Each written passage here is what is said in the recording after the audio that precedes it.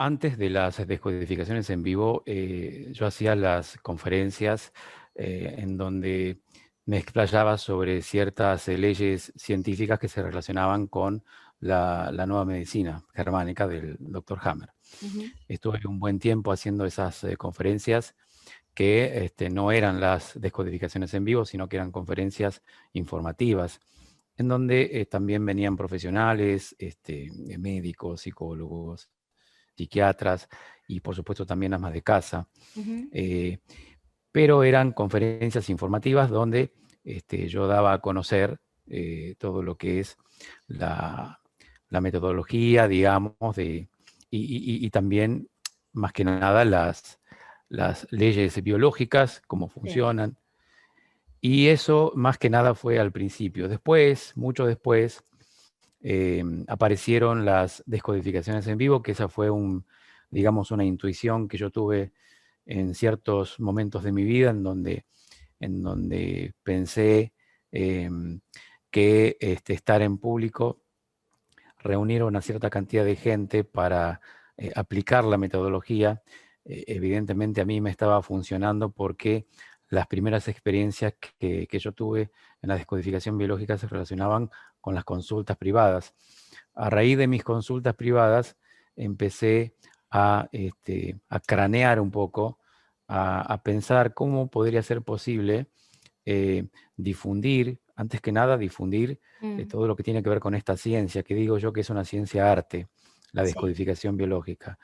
Y dije, bueno, voy a difundir para que todo el mundo, los más que se puedan, se enteren de que hay un mecanismo oculto, inconsciente, que si los descubrimos y sabemos cómo funciona, con el solo hecho de tomar conciencia de saber cómo funciona el mecanismo de la descodificación de las enfermedades, podría ser totalmente beneficioso para aquellas personas que le tienen miedo a la enfermedad. Y fue al principio de esa manera que empecé a difundir todo lo que tiene que ver con la descodificación biológica. En ese momento nadie conocía Mm. lo que era esta metodología. Estoy hablando del año 2008 más o menos. Por lo menos aquí en Argentina no se conocía. Y bueno, un día, después de hacer las conferencias y de atender las consultas, dije, vamos a ver si esto funciona. Voy a llevarlo a una sala más grande, a un teatro, por ejemplo, Claro. para ver cuál es la reacción del público, si realmente la gente está dispuesta a levantar la mano y a romper esa barrera del que dirán, que al principio era muy difícil. Incluso muchas personas me decían que en Francia, por ejemplo, Sí. alguien que me aconsejaba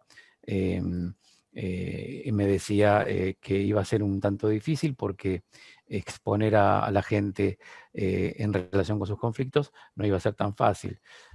Yo intuía que eso iba a ser muy bueno, que sí iba a dar Ujú. resultado, era la intuición que yo tenía, precisamente porque todas nuestras enfermedades tienen que ver con la presión coercitiva del medio, tienen que ver con el que dirán.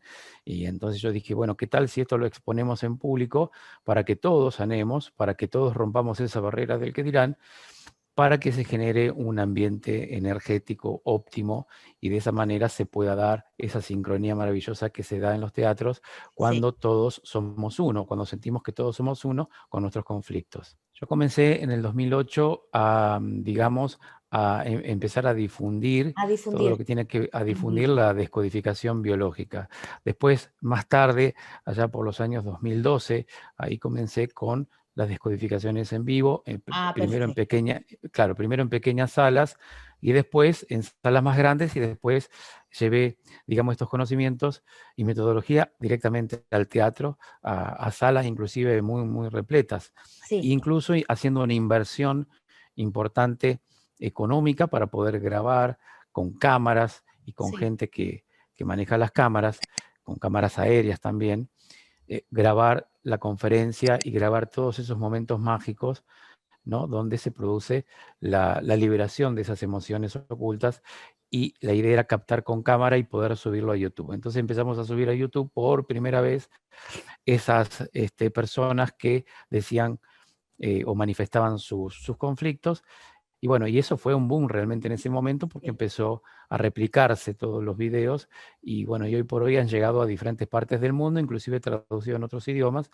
razón por lo cual después se fue sincronizando todo lo que tiene que ver con la relación y comunicación con otros países, la invitación a otras conferencias en otros lugares del mundo, seminarios inclusive, o eventos muy importantes, Sí. por ejemplo en Estados Unidos.